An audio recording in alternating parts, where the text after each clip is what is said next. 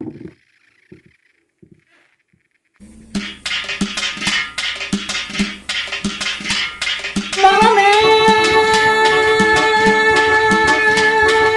ne ses küydü sizde bugün Gülcahan. Doğdu bizim evimizde Gülbahar.